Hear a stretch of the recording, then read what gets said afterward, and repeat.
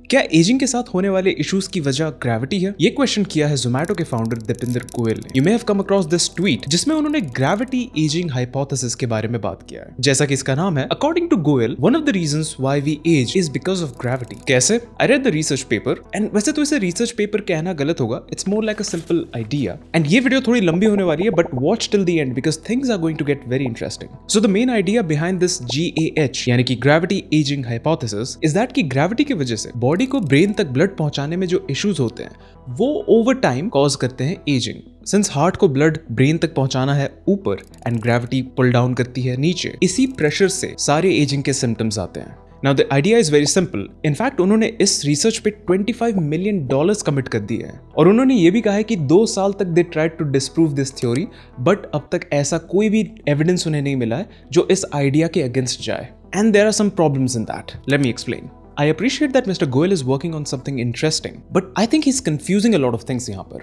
सबसे पहली चीज है कि अगर ग्रेविटी से एजिंग होती है तो क्या स्पेस में लोग एज नहीं करेंगे? And we have some examples जो एस्ट्रोनॉट्स ISS में महीनों तक रहते हैं, उनके साथ इस आइडिया का बिल्कुल ऑपोजिट होता है, यानी कि माइक्रोग्रेविटी में रहने से एजिंग के सिम्टम्स और ज्यादा बढ़ जाते हैं, जैसे कि हड्डियों का कमजोर होना, मसल्स का कमजोर होना, एंड इवन ब्रेन हेल्थ में overall decline. Basically microgravity is very dangerous for the human body. Now the funny thing is कि मिस्टर गोयल ने ये एक्सेप्ट भी किया है कि माइक्रोग्रेविटी या space is not an anti ageing environment. So I don't understand one thing, अगर mister Goyal ये क्लेम कर रहे हैं कि ग्रेविटी की वजह से एजिंग होती है, बट जहां पर ग्रेविटी नहीं है उस एनवायरनमेंट में भी एजिंग होती है, तो उनका ओरिजिनल क्लेम तो ऐसे ही डिस्प्रूव हो जाता है। ग्रेविटी होने से भी एजिंग हो रही है, ग्रेविटी नहीं होने से भी एजिंग हो रही है। दैट शोज कि नो मैटर ग्रेविटी हो या ना हो, एजिंग होगी। नॉट जस्ट दैट, बट अगर आप कंटिन्यूअसली सोते हुए रहते हैं जिससे कि आपके ब्रेन तक ब्लड ज्यादा अच्छे से पहुंचे, तब भी we see an overall decline in health. Now In this book called Lifespan by David Sinclair, research ने ये कंसिस्टेंटली दिखाया है कि ageing is a very complicated process जिसमें बहुत सारे फैक्टर्स प्ले करते हैं। Basically we don't know why we age, but we do know that it has something to do with DNA damage, cellular damage and a lot of factors जो अब तक हम अच्छे से समझ नहीं पाए हैं। Gravity is not one of them. और एक फनी एस्पेक्ट ये है कि मिस्टर गोयल क्लेम करते हैं to counter the effects of gravity हम लोगों को एक्सरसाइज करना चाहिए, हेल्दी खाना चाहिए, अच्छे से नींद कंप्लीट करनी चाहिए। The problem is that we all know this, ये बहुत पहले से हमें पता है, एंड इसमें ग्रेविटी का कोई काम ही नहीं है। आपके अच्छे खाने से ग्रेविटी पे कैसे इफेक्ट पड़ेगा?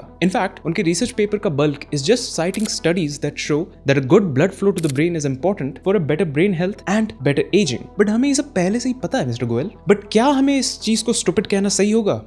No. In fact, इस रिसर्च को stupid कहना would be stupid because he is happy to take criticism. So, more power to you, Mr. Goel. And that was all. I'll see you on the next one.